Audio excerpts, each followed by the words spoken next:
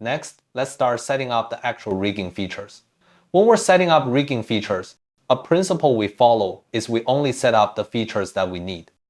As for the features we don't need, even if they might look really cool or very high-end, but if we don't need it in the shot or in the animation, then we won't add it to the rig. Why do it this way? Because when we add a rigging feature, no matter how simple the feature is, it will require adding some nodes. And as we get more and more rig nodes, the rig's performance speed will get slower and slower. So when we're rigging, we must first analyze the animation in its shots to see what features are truly needed, and we only rig those features. So the first question to ask ourselves here is, if we were to give this car rig only one feature, what feature should that be? We can think about it. When this car is far enough away from us, we might not see any of the details on the car at all. We might not even see the wheels turning. So what can we see here? What we can see is the overall movement of the car. We can see the car slowly moving from the right to the left. Now we mentioned earlier the World Controller's main job is to place the rig. So here we'll need a new controller to control the car's overall movement. This controller is also very important in all rigs. It's called the center of gravity. If we look at some rigs, we might see this controller. In many rigs, it's abbreviated to the three letters COG. So let's look at this car. Where would this car's center of gravity be? The center of gravity is in the middle of the four wheels. So before we place the cog controller, we first need to find where the center point of each of the four wheels is. We've found center points before when doing some rigging exercises. It's the same operation here. Let's first pick a model that's easier for us to work with. For example, this one. Let's isolate it. So there are a few methods here. For example, we could find these 2 points, then create two locators, do a point constraint, and then find the point in the middle. Another method we can use is to find this edge loop. We know the center of this edge loop is also the center of the tire. So we can select this edge loop, then in Modify, find Convert, and find polygon edges to curve. After it's converted to a curve, we then select Modify, Center Pivot, snap it back to the center point. This way, we found the position of this circle's center point. So in that case, we'll create a locator and snap it over. Select the locator, then select the curve. Then in Modify, find Match Transformations and match all transforms. This matches all its translation, rotation, and scale. So this is the center point of the left front wheel. Then we can delete this curve. Let's do the same for the left rear wheel. Same operation.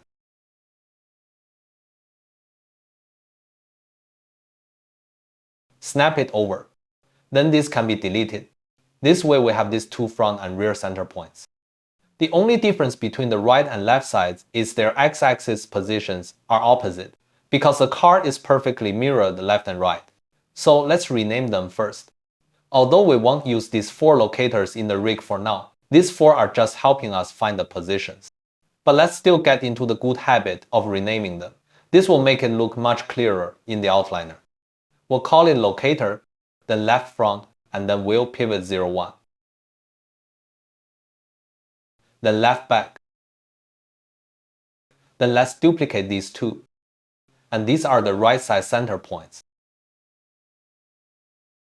Now for the right side, as we said, the difference from the left is the translate x is the opposite number. So we'll change this all to negative values. And just like that, we'll find the positions for the right side. Next, we can find the position for the cog controller. We said it before, it's in the center of the four wheels. So let's first create a controller here. We'll use a box shape to represent it. I'll hide the model for now. Then, using the method we used before, create a polygon cube. Then find Create Curve Tools, CV Curve Tool, and we'll set it to linear. Then start drawing.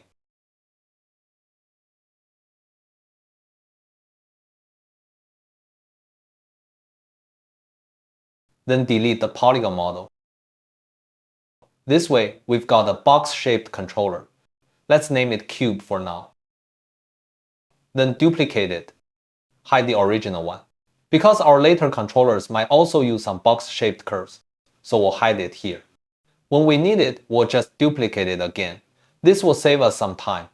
We won't have to every time we need the same shape draw it all over again. Let's show the model itself. I rename our controller.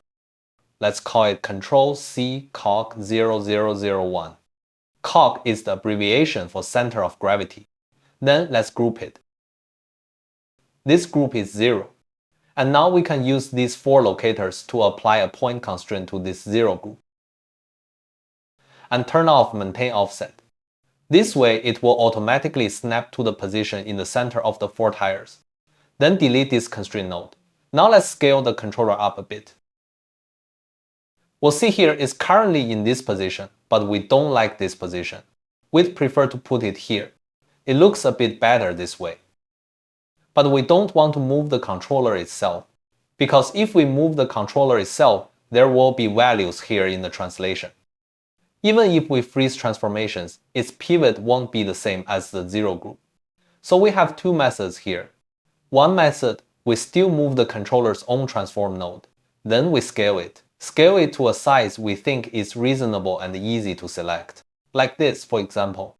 Then we choose freeze transformations. And we mentioned earlier its pivot is different from the 0 group. So what do we do now? Select the controller, then select the parent 0 group. Then in Modify, there's Match Pivot. We snap its pivot to the 0 group. This way we've achieved the effect we want, meaning its own default translation, rotation, and scale are still consistent with the layer above. The reason the controller shape itself is offset backward is because of its shape node. Okay, so what's the other method? The other method is we move it back to the default position. So now it's here. We don't move the transform node. The transform node remains identical to the 0 group. So what do? We move its shape node. The shape node, we can right-click and find control vertex here. Then we select all of them and move them. Or we can also select this transform node, go up to the toolbar, find this button, and click it. Then if we select the first one, it will still allow us to select all the points. And this selection will have priority. Because if we just switch to CV mode, if there are things like joints or IK handles in the scene, those nodes have selection priority. When we drag select, we'll select those nodes first. But if we use that button to switch to component selection mode, then when we drag select, we will only select these points. And then we can move it to the position we want. Both methods work. It just depends on which method we find more comfortable. Okay, after we've placed it here, don't forget to freeze transformations on scale attribute. And this controller doesn't have history, so we don't need to delete history. Next, let's give it a color. Same as before, find the attribute editor, find the shape node, then check enable overrides. We'll choose yellow here. Next, put the cog controller under the word controller as its child. Let's take a look. Then next, we create a group. This is the same operation as before, because we need it to control our model. Okay, we've created this group. Use our cog controller to apply a parent constraint to it. Turn off maintain offset. Then we take this group and also put it under that word trans group from earlier. Put the model inside it. This way, our cog controller itself can now control the car model. Then let's do some cleanup on the controller itself. We don't need scale or visibility, so let's lock and hide them all. And with that, our car's first rigging feature, the center of gravity controller, is now complete.